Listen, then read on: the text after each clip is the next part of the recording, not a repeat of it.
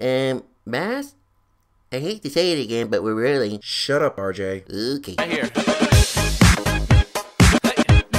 Nope. Don't even bother with the intro right now. I am so cut in the middle with this movie. It's just not funny. I mean, understand this, folks. I am a DC fan, but I'm also an avid moviegoer. And both of them are at odds. It's like DC versus moviegoer. That's where I'm at right now.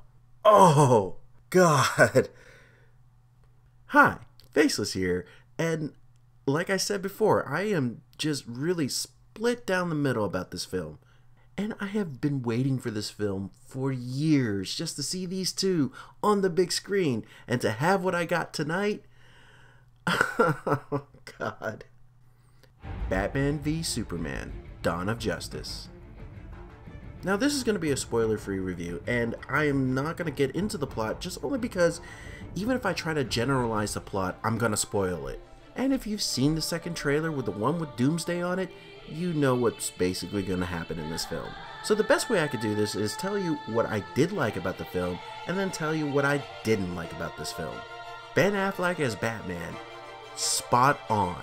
Hands down, this version of Batman is kick-ass. I'm not gonna lie, folks. Like everybody else, I had my doubts when they announced that Ben Affleck was gonna play the Dark Knight. And thank God I was wrong, because holy shit, this guy was the perfect match for him. He had his mannerisms, the intimidation, and the sheer brutality of the character that, wow, I was impressed. Another casting decision that kind of surprised me in this film was Gal Gadot as Wonder Woman. I mean, yeah, her body frame looked like she weighed like less than 100 pounds, but she must have bulked up because she fit that part pretty well. And if you've seen her in Fast and the Furious, you know that she's got a really heavy accent, and I thought that was going to be the distractor, but really it isn't that bad, and I liked it. It worked out. If anything, it's making me look forward to her standalone film. And all the fight scenes in this film was done superbly. And I'm sure you heard this comparison to the Arkham Knight series, but let me tell you, holy crap. I mean, and not just the Batman scenes, but the Superman scenes, the Wonder Woman scenes. I mean, they were all great. I really had no complaints about it. It pretty much had me on the edge of my seat. And the cinematography of the film as a whole was done pretty damn well. The different film angles, the color, and they didn't do the shaky cam during the fight scenes, which thank God, because I'm starting to get sick of that. And lastly, seeing all my favorite heroes on the big screen together just made it a treat.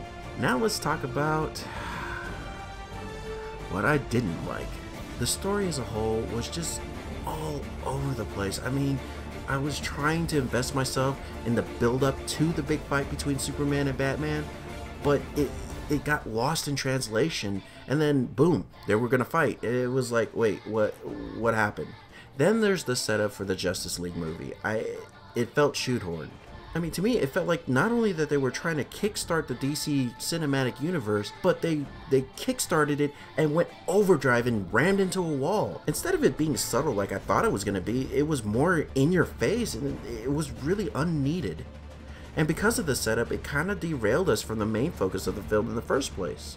The other thing I didn't like was Jesse Eisenberg cast as Lex Luthor. I mean, really? We're gonna go with this? Maybe I'm just spoiled with the version that we got from Smallville, but that felt more like Lex Luthor than what we got right here. I mean, his motivation in getting rid of Superman was really not that clear, other than he just hate God complexes. I don't know. It just didn't seem right. It's like out of the blue. Oh, I just want to kill Superman.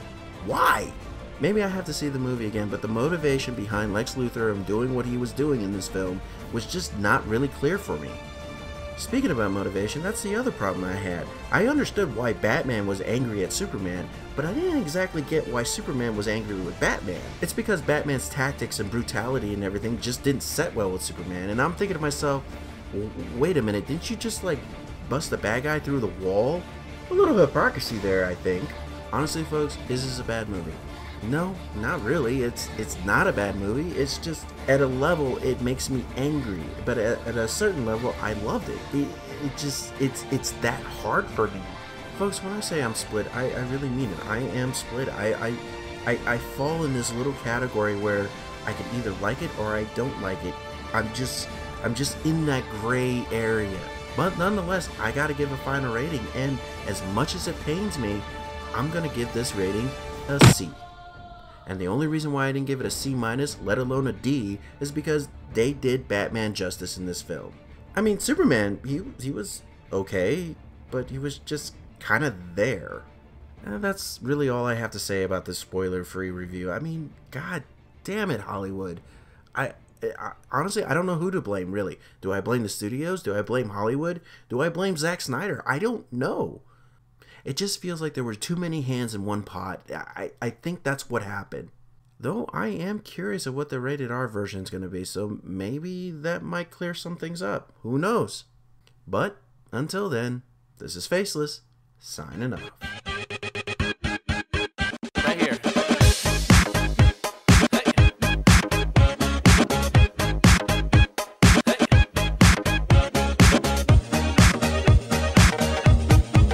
Let's go.